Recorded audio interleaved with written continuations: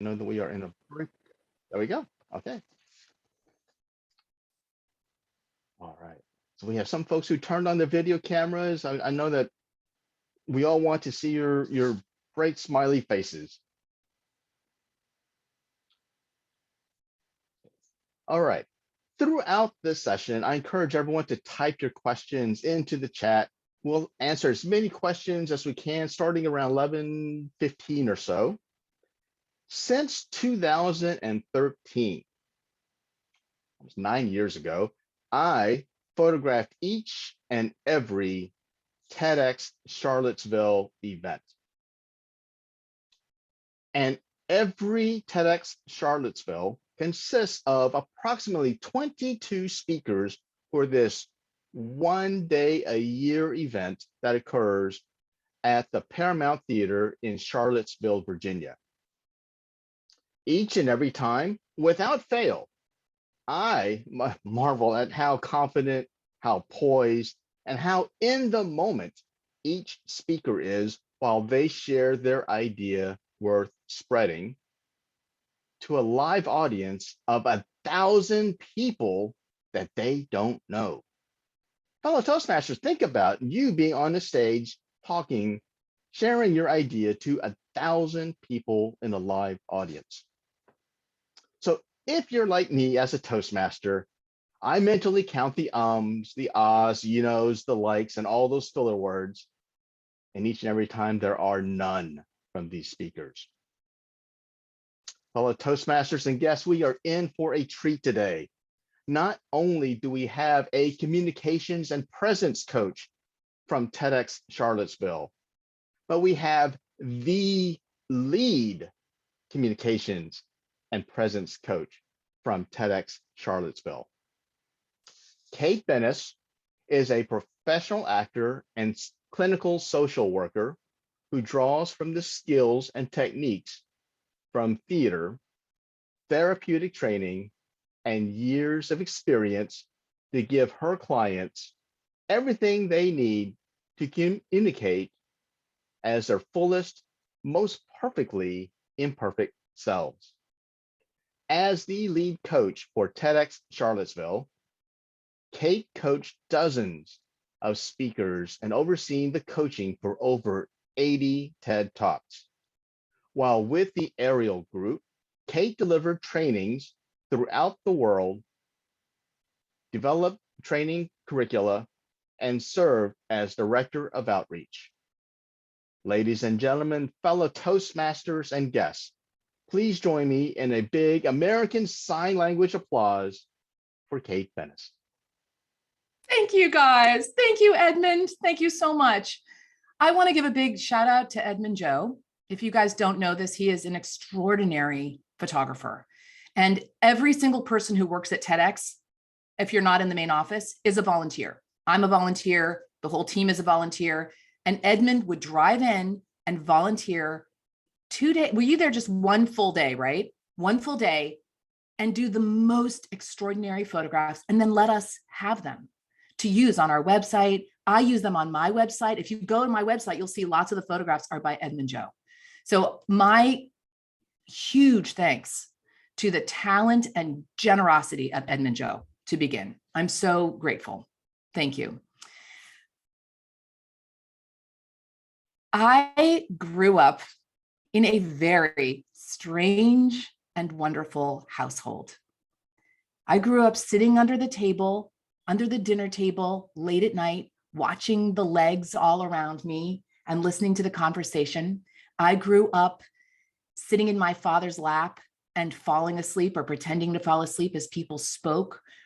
I grew up helping my mom clean up after hundreds of people in and out. We had dinner parties and brunches and meetings and convenings and moderating panels in our home from the time I was born.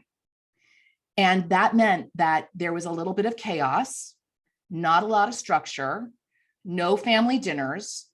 And I was lucky enough, though, to be kind of folded into this adult world of conversation. And the people that came through our house, some of it was just my dad's job, but a lot of it was who my parents were as individuals. They could tolerate sort of a boundarylessness. They could tolerate people in and out and conversations. They in fact thrived on it. And my mom made sure that every meal was super, super, super easy to fix and clean up.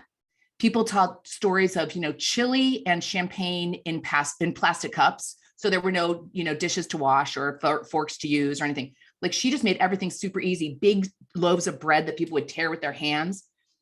And it just so happened that the people in and out of our house were extraordinary. And it wasn't just, the people that I loved, right? We always had 3 college students living with us at all times, because my mom thought if there are 3 there, someone's going to watch the kids. I don't think that was actually the case. I don't think anybody was actually watching us, but that's okay. And because it meant that we got to pat around in our pajamas and hang out with the grownups.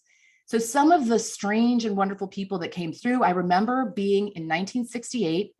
My dad was the acting president of the University of Buffalo during the riots, the Vietnam riots. So I'm super old. I'm like 58. So a lot of these references may be not in your realm, but I will try to try to catch you guys up. So in 1968, there were these big anti-Vietnam rallies. My dad was the acting president. He was sort of the bad guy in all this.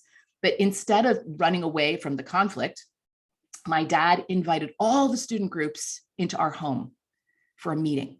So there was the Students for Democratic Society. There were the Black Panthers. One group came in carrying a coffin for my dad. Thank God it was just symbolic, right? But, and everyone was smoking cigarettes and nervous. And my mom was there, and we were all kind of there on pins and needles. And my dad kind of facilitated this conversation, and everyone left feeling very different. Other people who came in and out of our house, I remember my dad saying, that man there has saved millions of lives. Go talk to him. And it was Jonas Salk who invented the polio vaccine.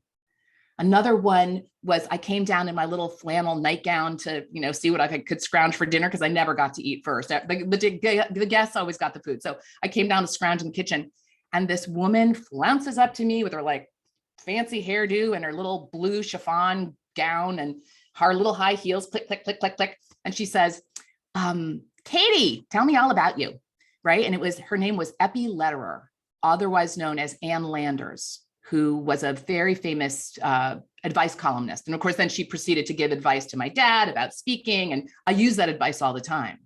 Here's the advice that Ann Landers gave to my dad about speaking. She said, Warren, because he was giving her an honorary degree. She said, Warren, do you remember the first words out of your mouth? Oh, wait, that's a wrong accent. She was like from Chicago, like Chicago. Warren, do you remember the first words out of your mouth when I came up on stage? And he said, yeah, I think I said, I'm so happy to introduce. And she said, no, no, no, no, no. The first words out of your mouth were, so can everyone hear me? What's going on? You guys got, no, no, no. You start with the first word of the speech. You don't start with, so can everyone hear me?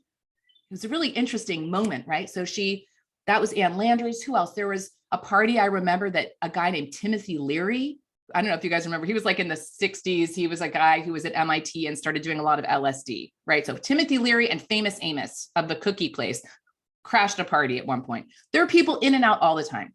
But what this meant was that I got to grow up with a sense of what a salon, which was this old archaic idea of people coming together to share ideas. So the first time I saw a TED Talk, it blew my mind. Because at that time, it was the beginning of the internet. I felt like we were so disconnected. And it was Jill Bolt Taylor. Has anyone ever seen that one? It's called My Stroke of Insight. And she uses storytelling and her body and her voice to tell this personal story that is so beautiful. And she reminded me of growing up in that household. But 3 things were so different and remarkable. Number one, I knew I was privileged, right? I lived in this bizarre world that most people don't live in. As soon as the internet came and there was a video and anybody in the world could see it, it meant that everybody had access to this. So this concept of ideas worth sharing was open to everybody. We could have a global conversation. That was number one. Number two was that I thought, this is a format that is brand new. It was the beginning of technology when everything was sort of like online, but in a very kind of impersonal way. And I thought, this is like getting back to campfires. This is getting back to a generation before screens where people tell a story. You know, in a TED Talk, there's no cuts. You know, you might go from camera to camera, but no words are cut out. It is the whole thing. And you have to have the patience to sit and listen to it. And we miss that today. You know, everything's so chip chop, you know, cutting and we're busy and communication gets very fast and rapid. So when the TEDx started in Charlottesville, and I heard that they were going to do one here, I said, I want to help. I said, I would like to coach because I'd been coaching already speakers all over the world. And I said, I want to coach people. And they said, really? Do we have coaches in TEDx? And I said, I don't know, we could, why not? And the people who came together to kind of create it, just in case people are curious, like, how does this happen? There were a bunch of people talking about it, right? It was in the air, it was in the ether. And one of the groups was Red Light Management. And Edmund, you know this group, right? So Red Light is a music management company, production company, started by the manager of Dave Matthews. So Dave Matthews, the Dave Matthews Band, rock band, is from Charlottesville. And this is his management company. So one of the people who runs the company said, we'd like to help produce this, right? At the same time, other people were coming in and saying, we want to be a part of this. One was a guy named Richard Averitt, who I believe you all, maybe some of you might have seen speak here a few years ago, right? Before the pandemic, I think in person, yeah. He ended up, he's a guy who's been to many, many, many live TED Talks, and he's sort of an expert, and he became our MC. So we had him, we had all these people who were just interested. It's a group, the steering committee, we call it, is a group of about 16 volunteers. There's a filmmaker, Chris Farina, there's all these phenomenal people. There's my work wife, Isabella Jones, who is my connection. She's like my connection to that group. And then there's me, and then there's the coaches. And we decided that first year, every single speaker will get coached. So the steering committee meets all year when we're having a TEDx. We haven't had one since pandemic, but they meet all year long, about every month. And then it gears up in the summer because we have ours in November generally. So they all came together. They said, we want to do this. We had to get the license. There's a lot you have to agree to. There's certain stipulations. We work with the Paramount Theater, which seats 1,000 people. I think it's one of the biggest TEDx's actually around. We have volunteers, like 100 volunteers. We bring in the entire balcony is made up of the 8th grade of the entire public school system. We bus in the 8th grade of the entire school system. And when I'm coaching my speakers, I always say, you have to include the 8th graders. You have to include the balcony so that they remember to look up. I'm trying to think what else about our particular TEDx. So you have to remember every TEDx is different. There are rules that we call Big Mama TED. Big Mama TED has rules, but we do it in our own way, right? We had to figure this out. I don't know that all TEDx's have required coaching. Ours has required coaching. And what we've learned over the years is that the coaches that really work for us come from the world of theater. They know, people in the theater know how to make something fresh 3,000 times. We know how to deal with nerves and anxiety. We know how to be on a stage. And what's particular about TEDx, right, is that it is on a stage, it is live, and it is on film. So you have this dichotomy between being intimate with this audience right here, and then on the camera as well. You want to include the camera. We have 2 cameras, I think. Is that just right? Just 2 moving? Yeah. So one that moves around and one that gets the whole, maybe 3 cameras? Actually 4. There's 4 on cameras? both these side and then 2 in the, okay. So we've got a lot of cameras. That means there's a lot of editing that happens post event. And then we do it every year. We charge a lot of money because it includes breakfast and lunch and then a cocktail party. But we also give away, out of the 1,000, we give away 200 tickets at least. So we're making sure that we can find a way to kind of make it something that's not as elite and privileged, which is the problem with TEDx, right? I mean, that it can feel very like a certain group gets to go. We have worked very hard to make sure that this is something that people can volunteer for and come in and be a part of it that way. Or we do, as I said, have a lot of free tickets that we give out. Anything else, Edmund, that you think that's particular about our TEDx? The one thing I'll say is the guests and the speakers are able to interact in the after-hour party. So for the attendee, they get breakfast, lunch, and dinner at this one-day event. Yeah, and then you're right, they get to hang out with the speakers. Everybody goes to the big cocktail party at the end, which is great. So people are often wanting to do a TED Talk, which is great. I feel like the more, the better. And I can tell you how we choose ours, and I'm sure that it's very different, every different TED Talk. Some people have a theme they're looking for, but this is how we do it in Charlottesville. And this is the only thing I can really speak to. There are different ways to get to us. Number one, the steering committee and me and anybody else who's involved can give ideas.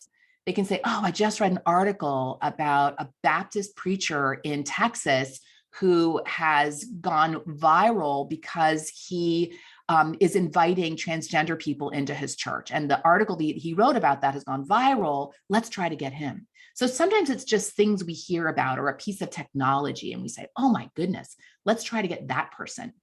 So the world is our oyster. We've brought people in from Australia, an artist from Australia. We've brought people in from all over the country. The speakers do not get paid. We pay for their transportation and we put them up and we feed them, but no one gets paid. That's a big part of the rule of TEDx. But generally we draw from local people. So I'd say half of the people might be local. They might be professors at University of Virginia, which is also in Charlottesville. They might be people in the medical world here, other kinds of professionals and artists. And as I said, then people can recommend people online. There's a way on our website that you can recommend people, and we look through all of them and we look through all of their resumes. We try to find people on video to get a sense of what they might be like as a speaker. And then there's also a live open mic, and you apply to the open mic by sending in a video of a 2-minute TED talk that you might give. Then you're invited to come onto the stage, and we have a big audience and it's all free. And then the audience votes. And not only does the audience pick one person, but then we get to see these phenomenal human beings who are coming in from all over the place to speak. And many of them have ended up, we've said, well, let's get that person too, and let's get this person too. So we often will bring people out of that as well. For me, what's really important, sorry, that was me, my alarm telling me to pick up my daughter from soccer, but I'm not going to. So and the other thing that I think is super important is that when we ask someone to speak, usually it's about the topic, not the person that we're interested in. And that's important for TED.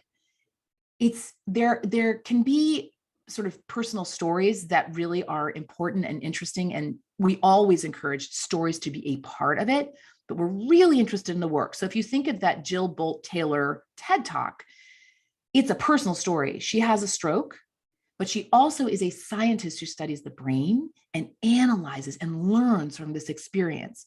So there's always this sense of both a personal story and what I am doing in the world. It's just key to what we're looking for. The other thing is that we want variety. It's like casting a play, or one of the people on the steering committee is Chris Farina, who's a film director. He does documentary films. So he actually does the job usually of creating the order of talks, right? So if something's very scientific, we might follow by something artistic. If something is very emotional, we might follow by something more light. We might do a dance thing. We have a lot of entr'actes, like what we call like these things that come in between of either theater pieces or dance, local dance troupes. We brought in children from the Richmond Ballet, does a wonderful program in the schools. We brought all the kids in to dance. We have local musicians and bands. So we try to break it up. And what that means is that a lot of times we might turn down a talk because we say we've got too many talks about art, this year. We need more technology, So we make sure that we have a good mix and then a flow. So when we ask someone to open the day, that's a very specific role, or close the day. We know that those two talks have to be super strong. And we put a lot of energy there. I'm going to move on. Before I move on, can I just say, are there any burning questions that you're seeing in the chat, Edmund? Because I know you're kind of reviewing it. Nothing yet. Okay, so this is how I coach. I coach the coaches. I bring them in and I tell them kind of my basic beliefs, and I'm opinionated about what works. And I understand this is me. This is what works for me. I've been doing this for years and years and years, 30 years or something. But it's also, as an actor, what works. And it's also what works in the TED frame. Okay, it's a very particular kind of talk. As I say, I really want to say this very clearly also, though, it's my opinion and it's what works for me. So I really encourage people to have many teachers, go to many talks, try everything, see what works for you. Just because this is the way I do it is not the right way for everybody. I really want to say that. I really believe in multiple teachers. So what I do is I start by interviewing the person about their topic. And I try to find the stories. So the most important thing for me is the stories. I always say people will not remember your facts. They will remember your stories. One example of this is a woman named Deb Lawrence. Deb is a climate scientist. Do you remember this talk, Evan? I see you got. So Deb is a climate scientist, and there are many, many, many talks out there about climate, and we know the facts and figures, and it's terrifying. And we've seen the videos, I'm sure, of the glaciers collapsing. And she said, but it's not working. This isn't working. It isn't changing people's behaviors. It isn't changing the way they think about things. So the first thing I do to people when I'm interviewing a speaker is I say, what do you want this audience to come away with? What do you want them to change? What do you want them to do differently, think differently about? What are you doing with this talk? What is the purpose? So for her, she said, I need to make sure that people understand what I'm telling them in their bones. And I think that the talk is called something like In Their Bones, that she wanted it to be in their bones. And instead of telling all the facts and figures, she told a story about living for the 6 years of her graduate degree. She went back and forth to a tiny island in the middle of nowhere and worked and lived in the forest with the villagers because she was looking at how forests decarbonize the air. And at the end, they asked her to leave because they did not understand exactly what she was doing. They worried that she was from the West coming in and kind of taking advantage of them. After 6 years, and she was so devastated. And she realized all these years, I never really communicated to them the importance of the work I was doing for the world, really, right? They didn't get it. She said, so if I can't communicate this, we are lost. This is my village. This earth is my village. So this is what I'm talking about. We go for the story that brings it all together, that shows who she is, what her purpose is, and the facts and figures we know already, they're not actually necessarily changing behaviors. So that's one example. Another example is a guy named Andrew Block, and I'll send you links to all of these. Andrew Block was he was the head of the juvenile justice system in the state of Virginia for 4 years. And during that time, he revolutionized the system. He got rid of many of the prisons and he moved that funding into preventative programs. And it was really innovative and full of facts and figures. His talk was full of facts and figures. This many people, that many prisons, this percentage, that, And I said, every fact must be illustrated with a vivid example. So he ended up using wonderful examples of prison, what used to be called prison guards. And in his new model, he actually fired them all, rewrote the job description as support staff, and they could reapply for their jobs if they wanted to be support staff. And those support staff were it shifted their entire relationship to their work and to the inmates. And suddenly they were volunteering their time to drive parents of these young men to visit them 6 hours away for a family day. It just shifted everything. So I wanted those examples. I wanted the example of the inmates presenting their constitution to the governor, right? I wanted those examples because the facts and figures are irrelevant. It's the people we remember.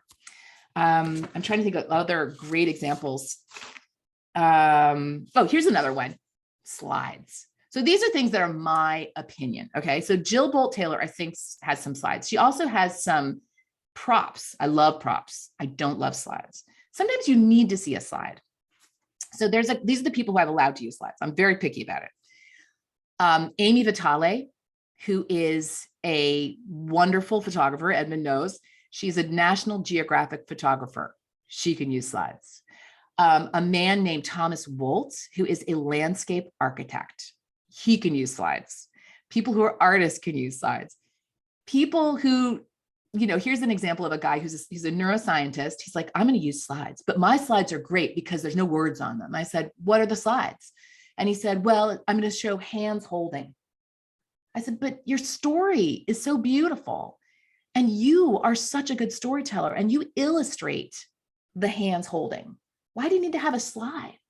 Anything that takes your attention away from the human being is a loss, because this connection between a person and a person is ineffable. It cannot be quantified. As soon as you put a slide up, people are reading it, they're reading ahead, they're gone. As much as possible, keep this relationship important, because anything that can be sent through the email or seen on a resume or seen on a website or sent or a blog post should be, because don't squander this. Don't squander people to people. It's all we've got. So I am kind of against slides. The other thing I'm kind of against, so I have people, I do not want people to memorize.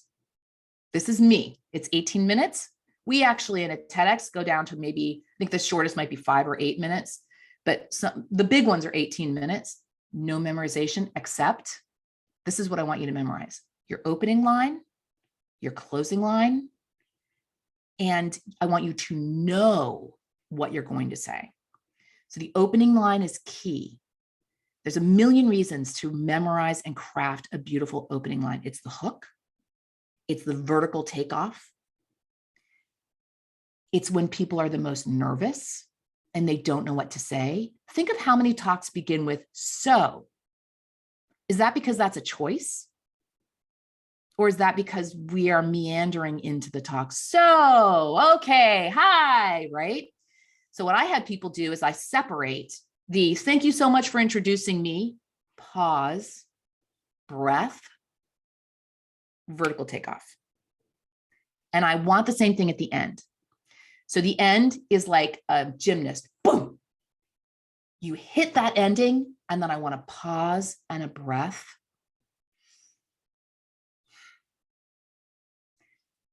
The silence right there orients the audience, lets the audience know that you're starting. Have you guys ever think about, like, even if someone's a professional ball player, you would never chuck them a ball, right? They'd be like, whoa. So when you're beginning a talk, it's like chucking someone a ball. You want to make sure everyone is with you. So pause and breathe. The breathing will calm you. It will calm the audience. The audience doesn't breathe if you don't breathe. So we have to breathe. If we are getting more and more anxious and not breathing, the audience won't breathe. Okay.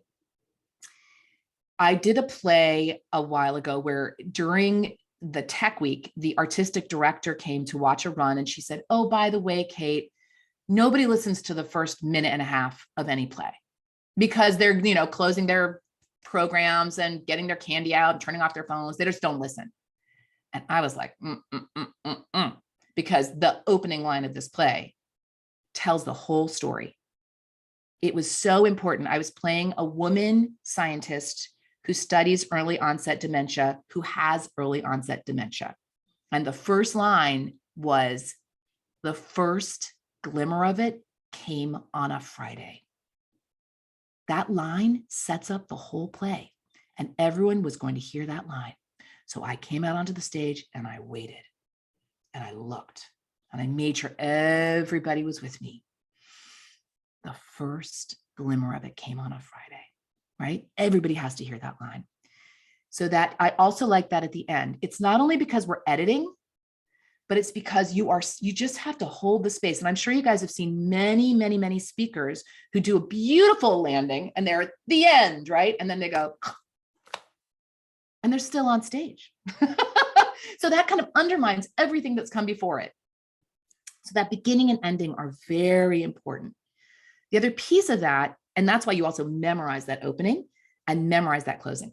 I love helping people find a bookend so that the opening and closing connect the whole story.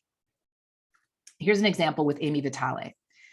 Amy Vitale's talk was the theme of it was that we are more alike than we are different. And in her work as a National Geographic photographer traveling the world, she realized that we have so much in common. We have marriages and children and love. We're so connected. So she started something like this. At age 22, I went to Africa. I thought I would stay a week, and I ended up living in this tiny village for 6 months. And the night before I was about to leave, I had a big party, and all the children of the village came out. We sat under the stars, and one of the children said, "So Amy, do you have mangoes in America?" And she said, "Oh, yes, we have mangoes." "Do you have pecans in America?" "Oh, yes, we have pecans." And Alio asked, "Amy, do you have a moon in America?" So then she tells the whole talk, and she has the beautiful photographs. And at the very end, her last line is, "Yes, Alio, we all have the same moon." So you see this beautiful arc there with the opening and closing. And then she has to hold that. We all have the same moon. And then the breath, right? And your editor will be happy too. If there's something being edited, you must have those breaths there because they can't edit that otherwise. Then for the interstitial piece of it, right? The stories, I have them think about 3 big examples and just tell them. Where people get lost often is in the transitions. So the transitions, I want them to really nail. I want them to really know, oh, okay, I've ended that piece. Now I'm going to this piece. How am I going to remember that?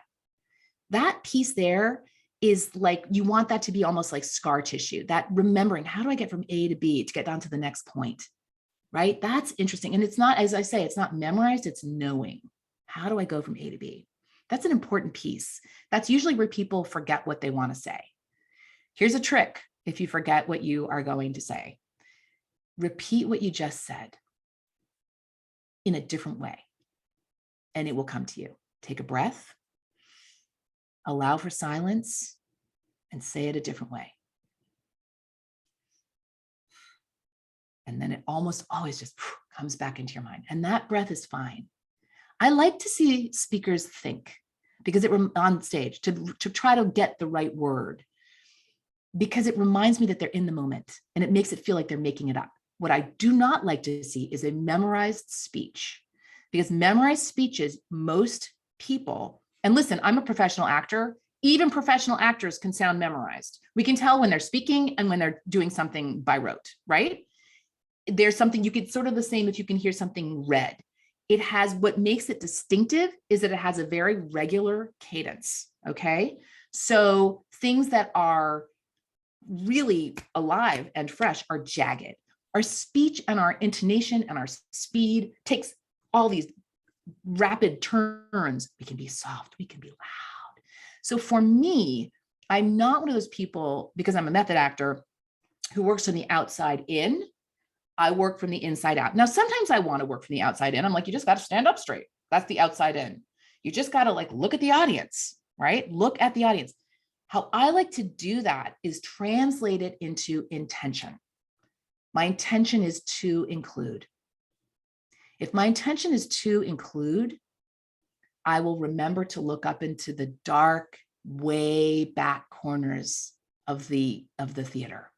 If my intention is to include, I will remember to be bigger for people on stage and smaller and more intimate for people on television where the camera is so close, right? So I really, you can say louder, bigger, softer, all that kind of stuff. For me, that just makes it very external and not very integrated. When I use an intention, Stanislavski called them objectives. What do I want?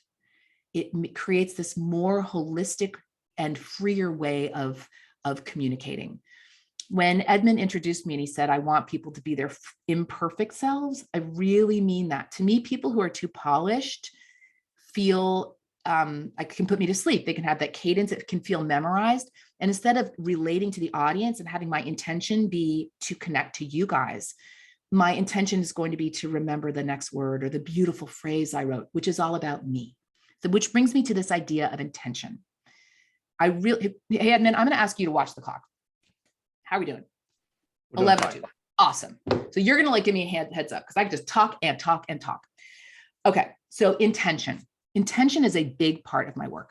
I have this format, right? We've got the beginning, crafted and memorized, that opening line. We've got the ending, crafted and memorized. We've got these 3 little chunks, right? It almost always turns out that way.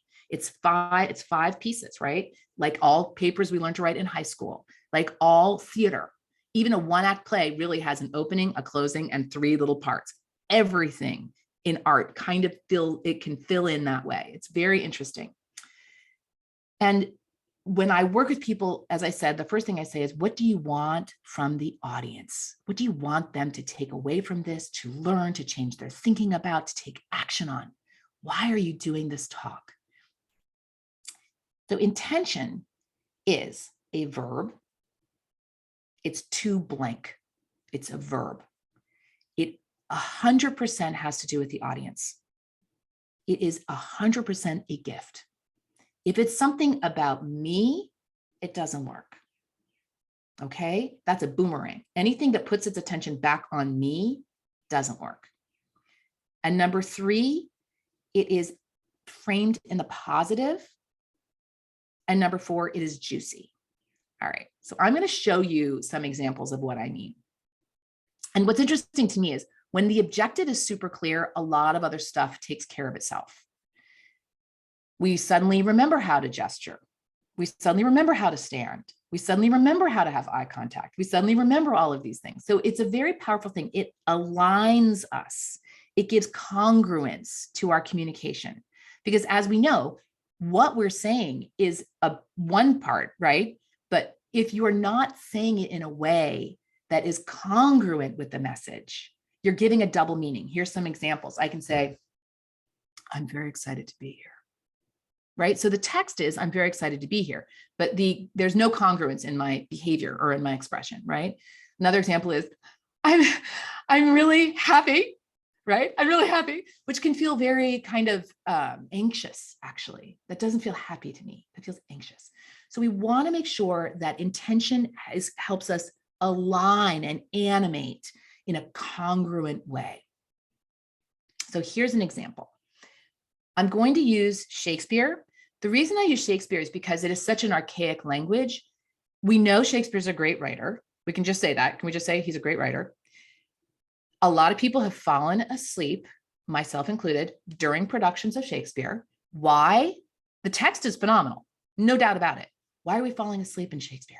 One of the greatest writers that ever lived. Why? Question. I think it has a lot to do with intention. Okay, so I'm going to show you a tiny speech from Twelfth Night with different kinds of intentions and see to illustrate this. So this speech, the setup is, and I don't know if any of you know this play, Twelfth Night, but in this play, Twelfth Night, I'm going to be playing Viola. Now, Viola gets shipwrecked. And because it's, 1500, when does it? Yeah, in the 1500s, being a young woman around in a city called Verona is not very safe. So I dress myself like a boy. I'm like 19. I dress myself like a boy and I get a job. I have to get a job. And I get a job working for the Count Orsino as his page. But of course, I kind of fall in love with Count Orsino because it's Shakespeare. I fall madly in love with Count Orsino. But Orsino is in love with Olivia. So Orsino sends me to Olivia to woo Olivia in his stead, which I do. And of course, Olivia falls in love with me, thinking I'm this cute young boy. So, Olivia's like, oh, he's cute. So I don't understand that. So I am on my way back to Orsino, and Olivia has her messenger send me a gift, a ring. And I'm given this ring. I have no idea why. And the messenger says, you left your ring. I'm like, what? I did not leave a ring. Okay. So I'm going to show this monologue. First of all, using an intention, I think, that is a default intention that we often have, a default intention, which is to get this over with. Because Shakespeare is boring. I suck as an actor. It's going to be terrible. Everyone needs to go home as soon as possible. Let's just get this over with. Okay. So this is my intention to, notice it starts with a to verb, to get this over with. I left no ring with her. What means this lady? Fortune forbid, my outside have not charmed her. She made good view of me, indeed, so much that sure methought her eyes had lost her tongue, for she did speak and starts distractedly. She loves me sure. She loves me sure. The cunning of her passion invites me in this churlish messenger. None of my lord's ring, why he gave her none. I am the man who'd be so etches. Okay. So get it over with. And what's interesting to me is that when I do that, I lose the lines, because all I'm trying to do is get it over with, and the lines are unimportant. I lose the lines. I get lost. What am I talking about? I have no idea. Okay. So that's number one. Number two, I'm going to do, this one is a boomerang, right? It's about me. It's to impress. As soon as you have an intention that's about me, we might look great. People might say, woo, that's a good talk, or that's a good actor, but they don't change. They don't change. This is so key. The intention has got to include the audience. An intention that's about me does not include you. And here's a great example from, before I show this, Jenny Churchill, who was Winston Churchill's mother, said she had lunch with two different, what are they called? Prime ministers, okay? And the first one was Gladstone. You guys may have heard this great story. She had lunch with Gladstone, and she said, when I had lunch with Gladstone, I felt like he was the most magnificent, extraordinary, brilliant conversationalist I had ever met. But when I had lunch with Disraeli, I thought I was the most magnificent, brilliant conversationalist. So that is the key for me to a great TED Talk, that we leave it not saying, whoa, they were fantastic, but we leave it thinking like, I can do something. I learned something. I was changed by this. This is for me. Okay. So this time through, I'm going to show you the boomerang where it's about me, to impress. I left no ring with her. What means this lady? Fortune forbid, my outside have not charmed her. She made good view of me, indeed, so much that sure methought her eyes had lost her tongue, for she did speak and starts distractedly. She loves me sure. The cunning of her passion invites me in this churlish messenger, none of my lord's ring, why he gave her none. I am the man. Okay, so that's to impress you with my voice and my eyes and my blah, blah, blah. Okay, so now I'm going to do it the way I would play this role. So for me, the intention of this act, this character, is simply to figure it out, with your help. It always has to do with the audience, to invite the audience to help me. And every TED Talk should feel like a conversation, right? How do you create that? So I'm going to do this to figure it out. I left no ring with her. What means this lady? Fortune forbid, my outside have not charmed her. She made good view of me, indeed, so much that sure methought her eyes had lost her tongue, for she did speak and starts distractedly.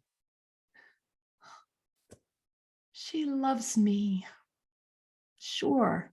The cunning of her passion invites me in this churlish messenger, none of my lord's ring. Why, he gave her none. I am the man, if it be so, as 'tis. Poor lady, she were better love a dream.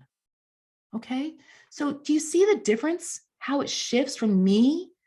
The other thing about the wonderful thing that an intention that puts the attention on the audience does is that it helps with nerves, because it's not about me at all. It's It's not about who's in the audience, who am I going to impress? Do I look like an idiot? Am I going to forget my lines? Those are all about me. As soon as we put the attention where it belongs. I worked with a woman with Tourette's, and it would get worse when she was on stage. And as soon as her intention was crystal clear, it was really to give a very important gift, that if she, a single mother with 8 children, could pull herself out of poverty by creating a spaghetti sauce she could make in her kitchen, anybody could do it. And her audience was made up of entrepreneurs from the inner city, and she wanted to give them hope, to give hope, no Tourette's. Okay, so we've got the breath, preparation, and we've got the beginning and ending. We've got the little pieces in there. The thing that I came away with, when I was a kid, my dad asked me what I wanted to be when I grew up, and I said I wanted to be a guest, right? Because I wanted the attention. I was sick of having guests all the time, get to eat first and, whatever. I wanted to like have a regular bedtime and family dinners like my friends, but I didn't get that. I wanted that. So I became an actor. Because I thought, oh, good, the sun, I'm going to get all the light on me, right? But what I have realized through this life that I've been grateful to have is that, in fact, the most important thing is to be a facilitator, a moderator, a conversationalist, to shine the light on others, even if you are the person on stage. And when I was about 20 years old, it was 1984, we had dinner with a friend of my dad, Saul Werman, who was a designer, and he created these little Access Hollywood or Access LA kind of tour guide books and everything. And he was talking about this new thing he was doing called TED. And it was the first I'd ever heard of it. And he created it in 1984. So we were talking about it at Thanksgiving dinner that year. It never took off until 1990 after he sold it.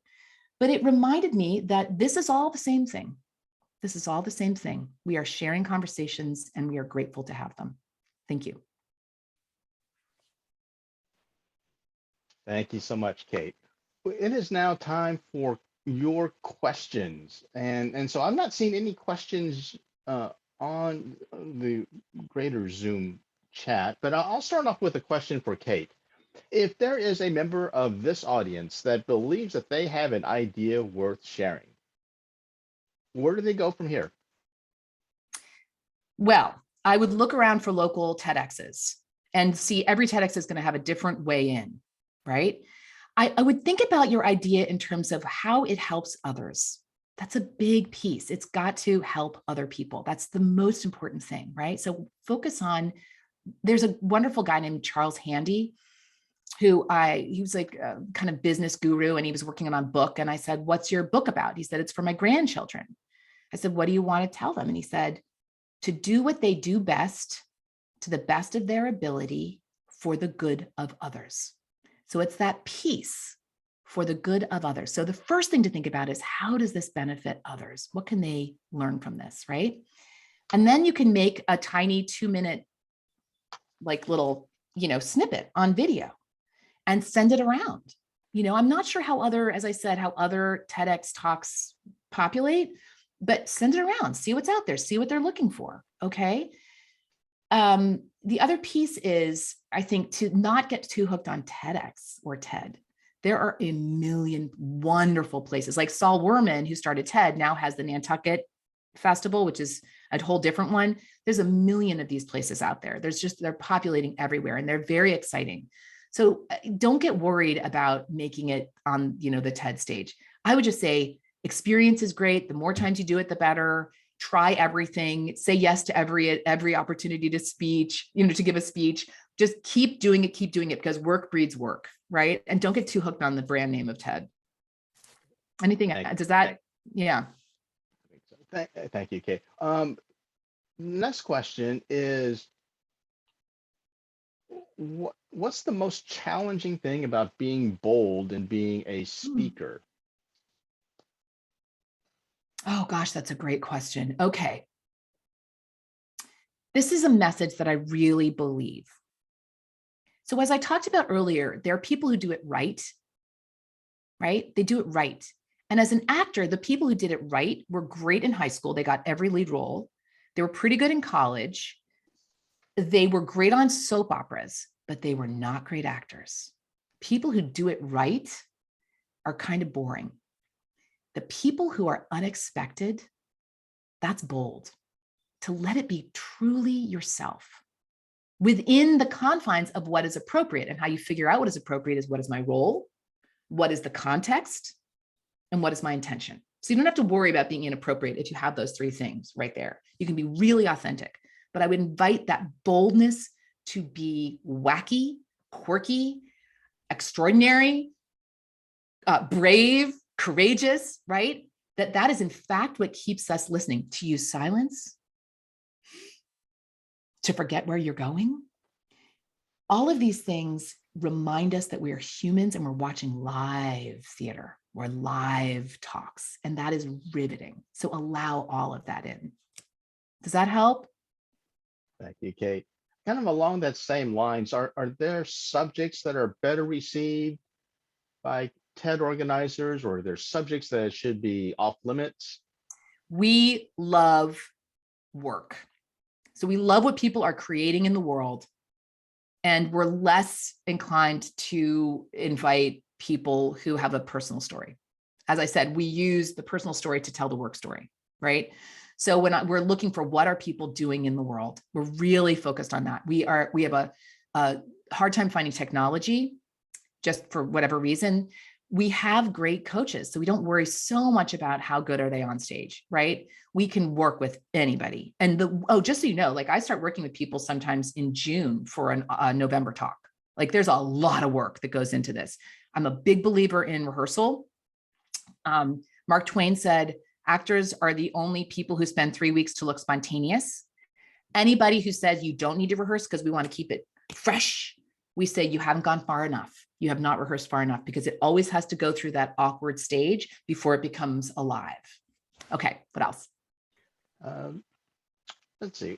Any other questions here? Can you share with us an example in your history of coaching a talk where that person went from overcame big obstacles, overcame big gaps, where at the end of that talk, Kate, you were just a proud parent because that person gave the talk of their life? Almost every time. Because even if somebody is super experienced, they want it to be the best it can be. They really, really, really work so hard. The more experience, it's interesting. Once in a while, you get people who are like, I'm not going to rehearse. I'm not going to prepare. I'm just going to wing it. And, those are the people who are just crossing their fingers every time. Like, let's hope the stars align this time.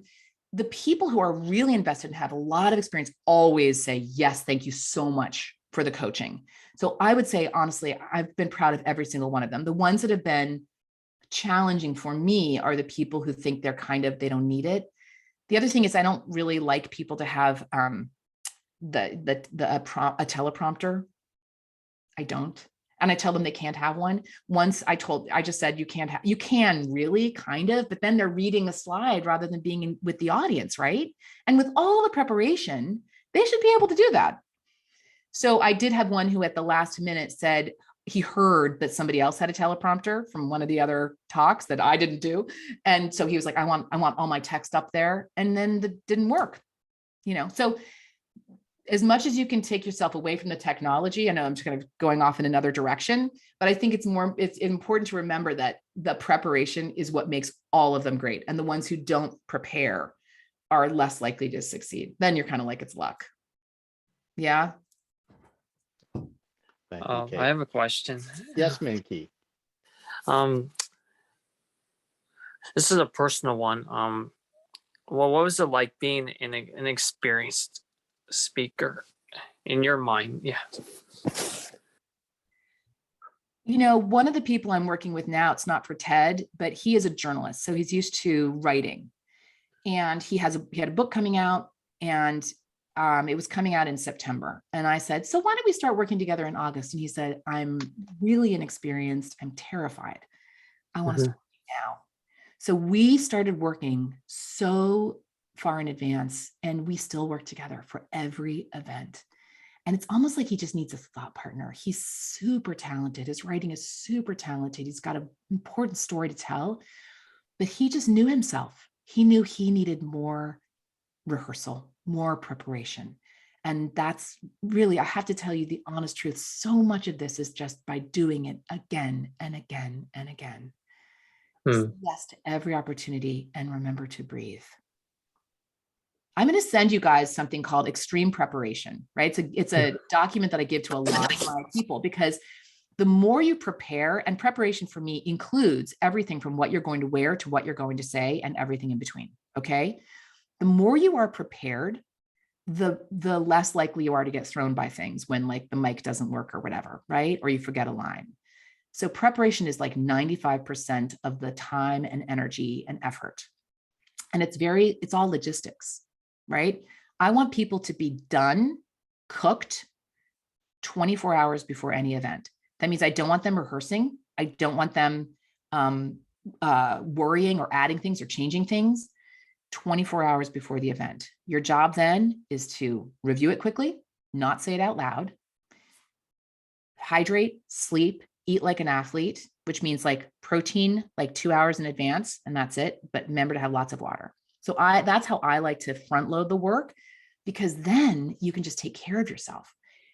Actors know this. You can't like throw stuff at people at the last minute, unless I've been performing in a play for a long time and I need something to keep it fresh. Other than that, your only job is to breathe and connect. That's it. So front load all that work, breathe, and remember your intention. And a lot of the anxiety and all of that will just dissipate. Does that help? Okay. It Along makes that line, sense. Yeah. along that lines, for a TEDx Charlottesville speaker, once they are on stage and giving their presentation, what do these speakers see on stage? They see the audience. What else do they see? So they see the audience where the audience is lit. They don't see the audience up in the balcony, and they don't see the audience in the far corners. So I always remind them, the 8th graders are up there, include everybody, right? To include.